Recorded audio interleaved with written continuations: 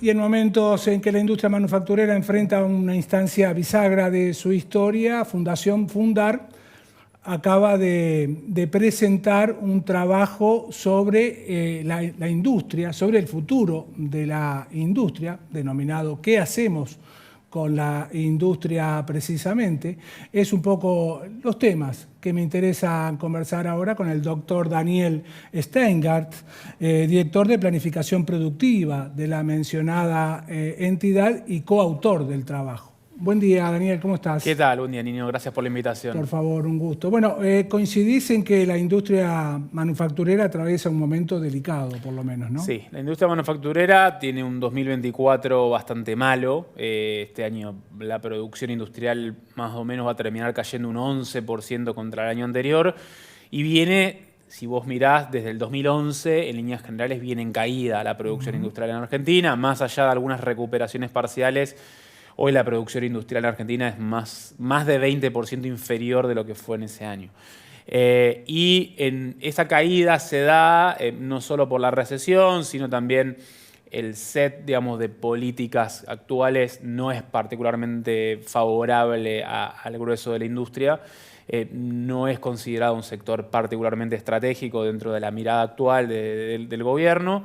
Y eso va un poco a contramano de lo que está ocurriendo en el resto del mundo, donde está habiendo un renacimiento intenso de la política industrial. Los países, Estados Unidos, Unión Europea, ni que hablar China, Japón, son países que están redoblando sus apuestas por tener producciones industriales fuertes, fronteras adentro. Por varias razones, porque es una generadora de empleos de alta calidad y que permite la cohesión social, la movilidad social ascendente, sobre todo porque la industria es donde todavía se da el grueso del desarrollo tecnológico de la humanidad. Claro. 2 de cada 3 innovaciones que se hacen en el mundo siguen siendo manufactureras.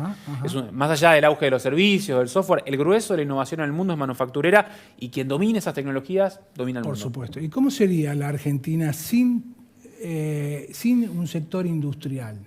Probablemente sea una Argentina más dual, donde tengas con menor empleo en general, con empleo más precario, probablemente más desigual.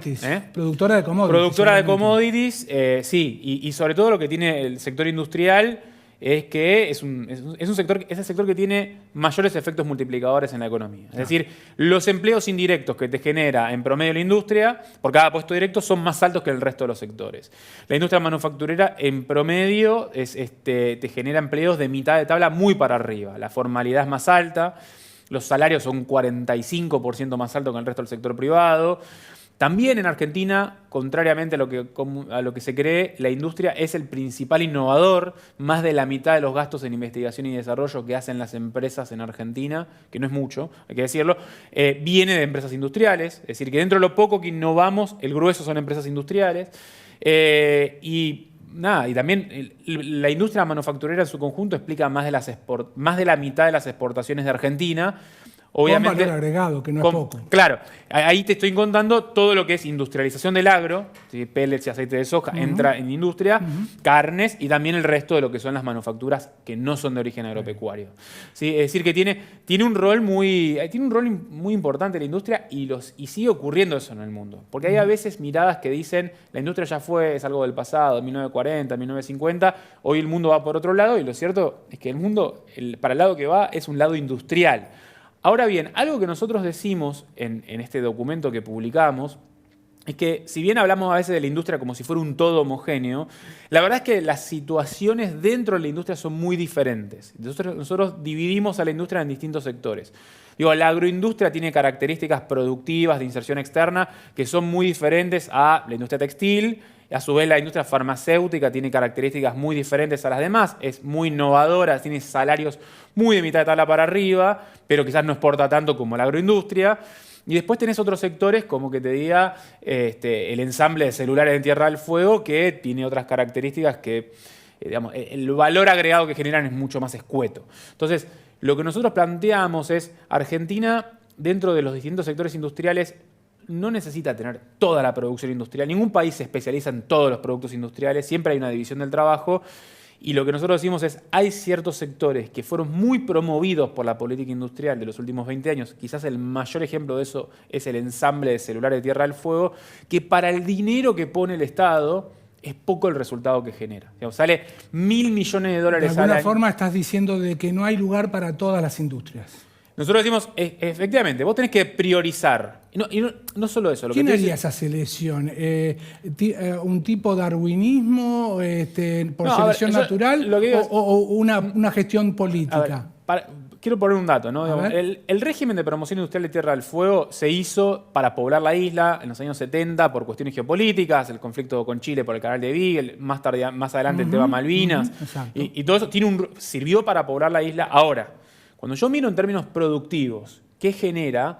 Digo, para lo que cuesta, sale $1.070 millones al año. ¿Sí? Esos $1.070 millones al año es 2 veces el presupuesto del CONICET y es más que la suma de todos los programas de desarrollo industrial que tiene Argentina. De todo. Es más que la suma de todos los programas científicos y tecnológicos que tiene Argentina. ¿Esa visión no es muy fiscalista, digamos? A ver, estamos en un contexto donde claramente la cuestión fiscalista hay que ponerla sobre la mesa porque si yo te propongo una política industrial me van a decir cómo se financia. Entonces, el punto de lo que te quiero señalar es para lo que se invierte, los resultados han sido muy modestos. Si vos eso lo redireccionara o parte de eso, pensando en una transición, porque la Tierra del Fuego tiene un montón de potencial que va más allá de la electrónica. Pero vos esos recursos los volcaras en biotecnología, los volcaras a agroindustria, los volcaras a metalmecánica, etcétera, probablemente los resultados que vos tendrías son mayores. ¿Cuáles son los resultados del régimen de Tierra del Fuego? Y la verdad, son 8.000, 10.000 puestos de trabajo, que es un número pequeño para los 2.600.000 puestos de trabajo que tiene la industria en Argentina. Y que tu principal política industrial en términos fiscales sea esa y que no lograste generar encadenamientos productivos, que no lograste innovar y encima tenés celulares que no son particularmente baratos, te hace replantearte. Claro. Ahora, lo que nosotros decimos es, Argentina, necesitamos mejor política industrial. Necesitamos política industrial, sí, y muchas veces se piensa que más es mejor y no necesariamente más es mejor. Y nosotros lo que decimos es, hay que replantear muchas de las cosas que se hicieron de política industrial en los últimos 20 años que dieron resultados escuetos para Habría que hilar fino, ¿no? Hay que hilar, exactamente. Ahora, la política industrial en Argentina, así como te digo que hay casos que no me parecen de éxito, como el de Tierra del Fuego, la política industrial argentina ha permitido que Argentina sea el único país de la región que mande satélites geoestacionarios de comunicaciones al espacio. Es el único país de la región que exporta reactores nucleares. Mérito también de la ciencia. De la ciencia, por supuesto. Cuando digo política industrial, en sentido amplio se incluye también lo que es la política científica y tecnológica porque están muy entrelazadas. Pero digo, vos pudiste mandar satélites geoestacionarios de comunicaciones al espacio, pudiste ser el único país de la región que exporta reactores nucleares de investigación, el único país de la región que exporta radares, sos el principal polo biotecnológico de América Latina y sos el principal polo exportador de pickups de América del Sur.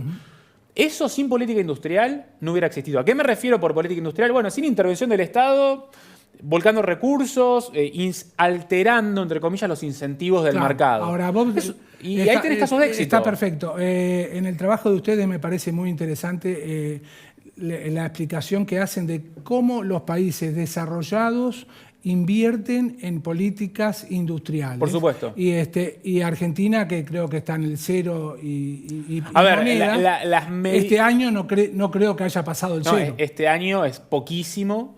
Se retrajo fuertemente el gasto en política industrial. Las comparaciones entre países de quién gasta más, quién gasta menos, no son metodológicamente sencillas. Bueno, pero está China encabezándolo, si no me equivoco. Claro, sí, justo es un gráfico que muestra a las principales potencias. No está Argentina en ese gráfico, lo elaboró un think tank estadounidense, pero China es claramente, dentro de las potencias, la que más ha invertido en política industrial, 1,7% del PBI, muy por arriba del resto de Estados Unidos, de Europa, de Brasil. Y la lectura que hay en Occidente es China nos está comiendo crudos porque invirtió en política industrial, porque pone subsidios, créditos a tasas bajísimas, porque es proteccionista en algunas cuestiones estrategias, porque exige transferencia de tecnología a las empresas multinacionales y tiene empresas públicas en ciertos sectores, etc. Y Occidente empieza a decir, che, la política industrial, que nosotros la descuidamos bastante desde fines del siglo XX, permitió que China sea hoy la principal fábrica del mundo. Y eso nos está generando un problema de seguridad nacional. Trump empezó a poner eso en la agenda en el 2016 en su primer gobierno, Biden lo continuó y ahora Trump va a seguir con eso. La importancia de producir en casa ciertas tecnologías que, si no, dependés de otro. La guerra de Rusia y Ucrania y la pandemia de COVID dejaron en evidencia que producir fronteras adentro importa. ¿Por qué? En la pandemia, quien podía producir respiradores y vacunas salvaba vidas. Antes, porque si yo dependo de otro país, tengo que esperar que ese país termine de vacunar para que después me venda la vacuna. El caso argentino, que en Brasil se lamentaban de no tener los suficientes respiradores. Exacto. Para salvar y gente. La guerra Rusia y Ucrania dejó lo mismo con el caso de la energía. Alemania lo sufre. Alemania es un país que dependía de la energía de Rusia. Viene la guerra Rusia y Ucrania, Alemania se queda con energía cara que le pega a su producción industrial.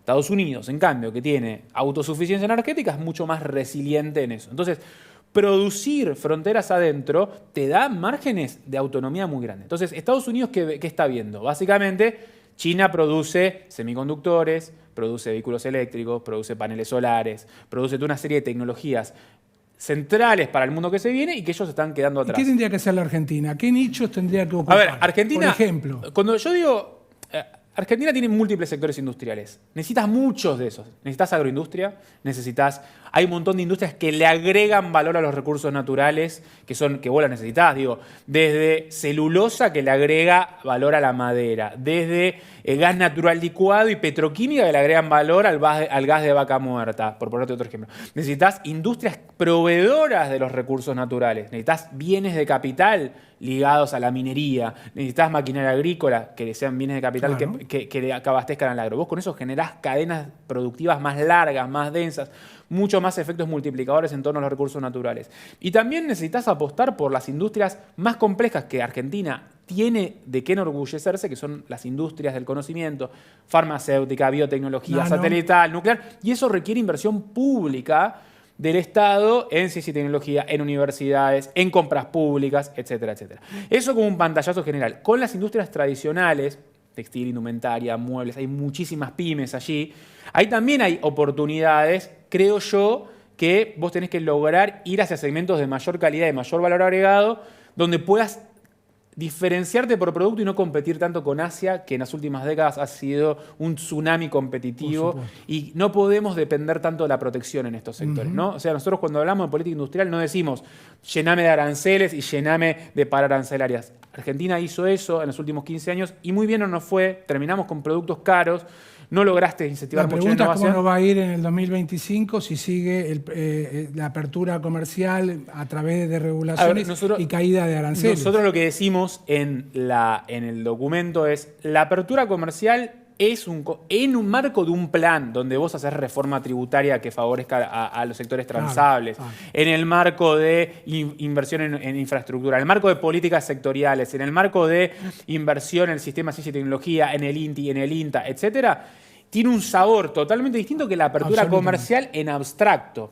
Si yo tengo apertura comercial con apreciación del tipo de cambio y no hago nada de lo otro, ya viste la película. Vas a tener boom de importaciones y probablemente muchos sectores van a retraerse. Ahora, la apertura comercial en todo este otro contexto puede ser promisoria, como muchos otros países. Argentina es una economía cerrada, tenés que abrirla, pero es importantísimo ver de qué modo, con qué la complementás. Pero yo digo, de un modo quirúrgico, ¿no? Hay que ser es muy importante la secuenciación, es importante con qué la acompaña. Yo digo, la apertura comercial es como el ingrediente de una receta rica. Vamos a poner como la harina.